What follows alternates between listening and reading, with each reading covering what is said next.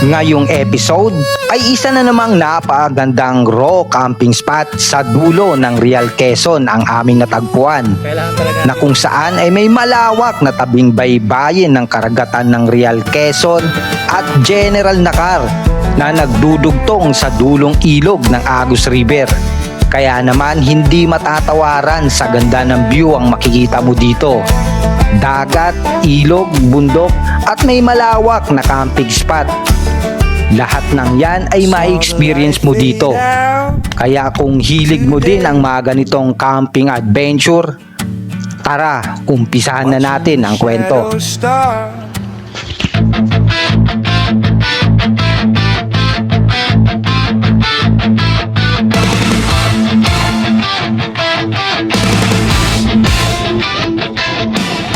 Alright, let's go! Wala tayong... Hindi ako mag-vlog bro. Pero i-intro pa rin tayo. At dahil umuulan, Papa Juni, GOD, Kritiko, Lalakad ang The Raw Boys. At syempre dahil pangit ng panahon, si Armando ang ating gagamitin. Let's go. At ang aming pupuntahan, hindi namin alam. So, update na lang mamaya. The bush. Hindi naman talaga namin gusto mag-raw camping. Wala lang kaming choice kasi bawal magmaoy sa campsite. Mamimili muna tayo ng ating supply. Siyempre, dito sa Dalik mas mura at kompleto na. At dahil 3 araw tayong mag-raw camping sa Kawalan, kailangan natin i-secure ang pinaka-importanting pangailangan sa pagka-camping. Alright, all set na. Let's go na, let's go, let's go!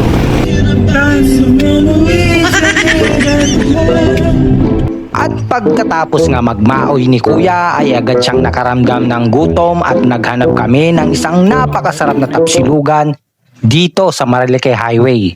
Yung 99 nyo, ganyan yung serving nila, tapos sabaw, masarap na may sabaw. Alright, pampakalma habang nasa biyahe tayo. So first location natin, beach siguro to, dulo ng dulo ng Quezon tama ba? At nagpakarga lang kami ng tubig. Nanghiram na rin kami ng galon kila ate. Ay, di ba yung natanaw ng pinalipad natin ng drone? Ganito talaga kami, nagtatalo-talo kung saan napupunta. Yung pinakadulo mo. Gulo namin wala plano Alright, papasok na tayo sa Kawalan, boy, sa Kawalan. Let's go! Pagpasensya nyo na't hindi talaga kami nagre-review sa aming pupuntahan. At hindi ito nakaplano. Basta lang tumungo kami dito. Ilang sandali pa ay medyo nagbubunga na ang aming pagtatalo-talo nang makita namin ang bukana ng aming dinadaanan. Naamoy na natin yung maalat-alat na simoy ng hangin. Ayan. Hindi lang maputi yung dagat natin ngayon, pero ayan, pino naman yung buhangin, walang bato. Boy!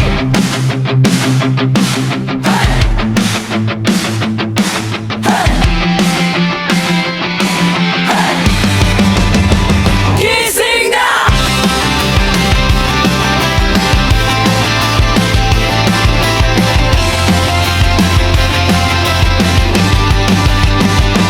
Gising na! Alright, at kung nakaraan pinuntahan natin yung gitnang parte ng Agus River at boundary ng General Nakar kung saan at doon tayo nagcamping sa ilalim ng tulay.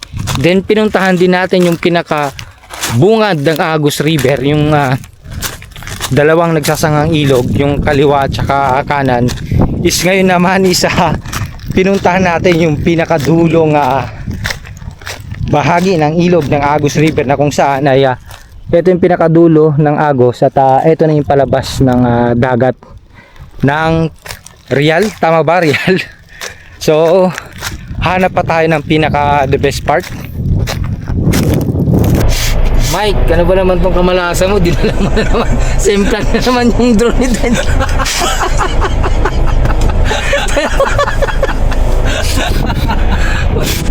Anti din ang bertod mo, Mike. Dahil hindi na naman kami nagkasundo sa unang pwesto na nakita namin, minabuti naming puntahan ang pinakadulong bahagi Baka sakaling mas maganda pa ang aming makita. Kirarampa ni Brodens dito ang kanyang pickup, si Armando. Makalipas ang ilang oras na paikot-ikot ay sa wakas nagkasundo na rin kami na dito na kami pwesto. Ang taas niyan. Wala kasing traction. Yun! Dale!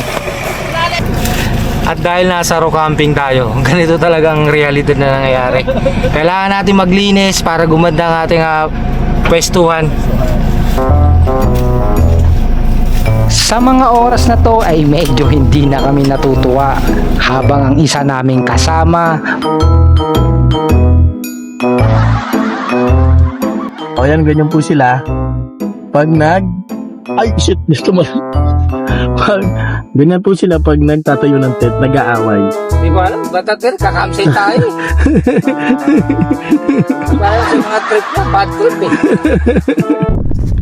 Yun, tapos na tayo mag-setup at inabot tayo ng 3 oras kasi naganapan pa kami ng tamang pwesto. Siyempre, pukpok. Walang pukpok sa atin, pre. Ano pukpok, pamukpok? So, ganito na ang ating setup ngayong araw na to. At sa mga susunod na araw, siguro naman di na magaya si Kritiko na umalis pa. Napagod ako kakatupad dito. So nilinis lang natin to kanina. Madamo talaga siya. Inalis lang natin yung konting mga baso-basura para makapesto kami.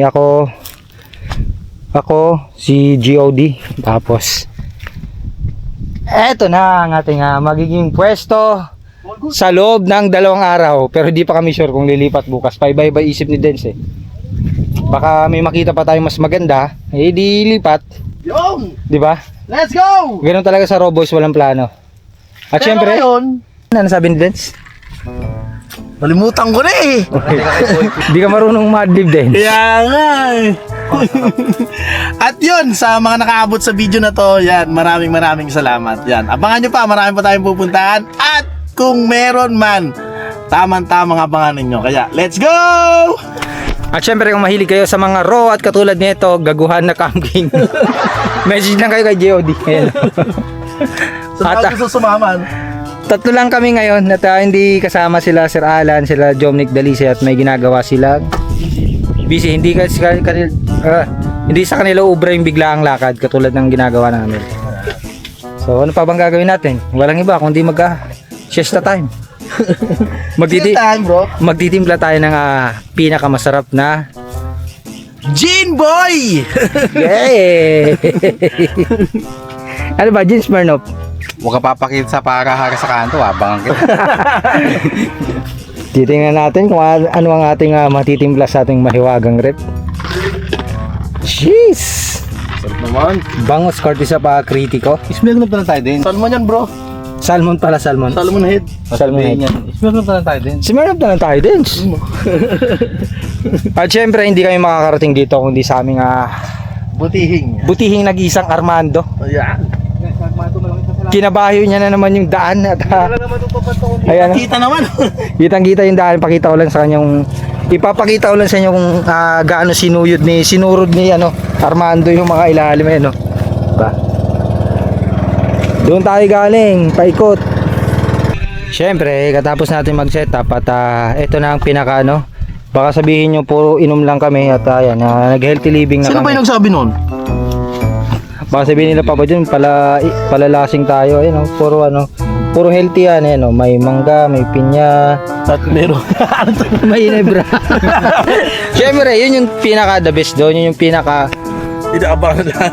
napakagandang vitamins ayon sa pagsusuri ng NASA. Ganito talaga kami, talaga kami, kanya-kanya Wait lang kami sa isa't isa. palaway talaga kami. Biro mo, kanina nag-setup kami, inabot kami ng 3 oras. Tunga!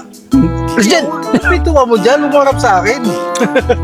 Ang gulo namin, no? Simula yan ganun sa pag-setup, kung saan pupwesto, magtayo ng tarp, at kung sino magtatagay, kung sino yung mauna tumagay, ano?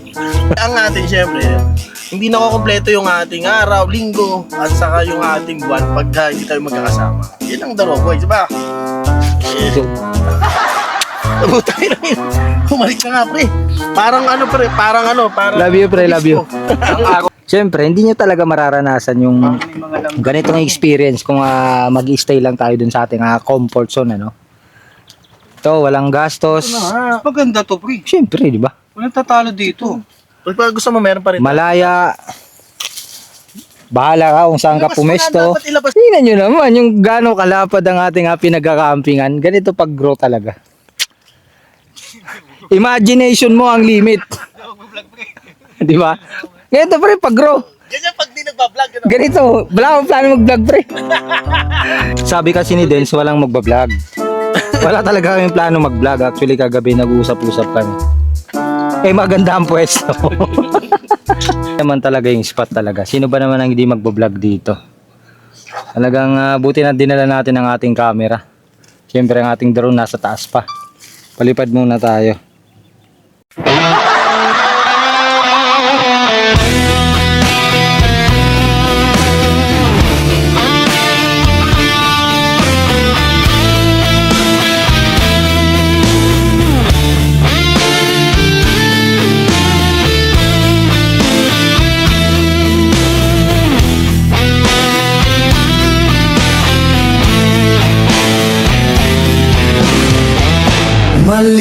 Malilimutan ko pa ba? Nahuli itong bata. Yung bangka, yung pinapaano niya tapos nandun yung mga bingwit. Ang kulit pati yung kanyang panghuli, bangka talaga. Bangka na maliit. Nandun yung mga pinapahabol no? Tingnan ko nga yung huli mo. Asan ang huli mo? Ay, meron na nga. Ay, sap-sap. Ano tawag dito? Bugaong. Hindi, may tawag dyan. Bugaong yan. Nakita ko yan eh. Lapu-lapo na maliit. Ito yung pinapangat, di ba? Ay, ano? Sinapaksiw. Ayan o, yan yung lulutang. Tapos hihilain niya yung tansi na may bingwit. Habang Paliwanag ng ating papabalik-balik si brother Louie. Ay, hihilain niya na yan. Brother Louie, hilain mo na yun. Ang daming bingwit pala sa sa paligid. Ano yung huli? Ayan, hinihila niya na. Ayan, habang hahabulin ng isda yung mga bingwit na nakatali. Alright, magluluto tayo ng Korean. Tapos, yan. Okay na yun, pre. Tatay. Wala. Taseo! Dali siya shorts.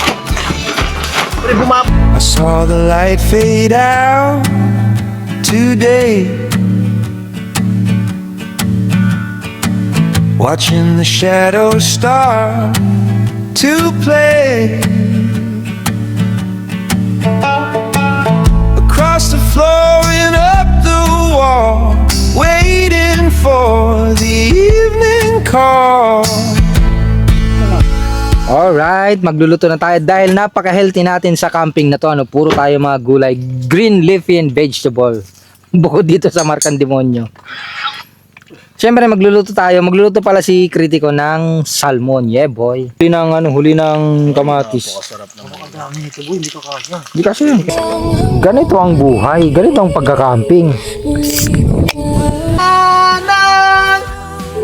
Bukas, puro gabi, wala nang liwanag, Wala lang ang maghari, dilim ang nagari. Tigil mo na hihinga Ako, ipunin lang ang baka sa susunod, okay na ako. sakit na bukas, hinapin pa lang. Lamig boy. Last na ba yun? Last na. Love you bro, love you. Fuck, sarap. Yung pinaka-satisfying no? Yung maghagis-agis ka ng ng masusunog na mga Set the kettle on the flame so slow. Steam rising like clouds that the valleys know. Good morning. Good morning, Papa Jun. Tulog pa si Dens. Ito ang ating view. Medyo malamig ano? Sinipon ako eh. Tanaw natin yung maliit na parola. Ayan. Tapos dito yung pagsikat ng araw. Medyo nagising lang tayo ng maaga-aga dahil kanina naririnig natin yung ingay ng mga nangingisda dito, yung hinahampas nila yung tubig para magtakbuhan yung dagat, binubulabog ba. Ay, napakaganda ng ating umaga. Ganito agad yung bubungad sa atin. Ay, namimingit. Dito yung nangunguha ng mga buhangin. Ito si Armando, tulog pa si Dens. Medyo lang talaga dito, daanan ng mga bangka. Ayan, maaga ka lang magigising kasi ito yung pinaka main river papunta dun sa Real, kasi yan boundary yan sa dulo, yung tulay ng Nakar tsaka Real. Pag mamimili, yun lang. The rest is safety dito mag-rock camping kagabi. Sarap ng tulog natin at wala naman na umaaligid-aligid yung dadaan-daan. Gawa nga ng row naman ito at kung meron man, mostly yung mga nakabangka dahil i-exit sila dito sa kabila papuntang karagatan kung mangingisda. Ay, napakasarap magkape tapos nakalublob tayo dito sa maligamgam na tubig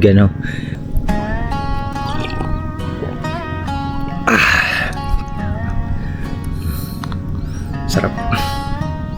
Alright. Ano na tayo ng ating almusal? Ayun, matulog pa tayo, pre. Mabaw pang oras. So ito yung binili namin. Nagdududa si Papa Johnny ng binili namin corn beef sa Dale, Montero. Tapat dalain to, pre. Kumbaga sa sasakyan, pre. Ano to, pre? Branded to na SUV. Wait lang. Para sige. Pa yung texture ng Montero. Sige lang, pre, sige lang. Masarap po. Masarap yan, pre. Masarap. Yun yung bibigay, pre, ng aroma, pre. Let's go. Wala naman ako kundi dahil sa'yo. Let's go. Ayan, may pa tayo. May itlog na pula. Ito pinapabayaan. At sa susunod na episode ay isa na namang epic na rock camping adventure ang ating gagawin. Susubukan natin pasukin ang ginagawang windmill sa Real Quezon na tatagos papuntang Laguna. At isa na namang napakagandang rock camping spot ang ating mahanap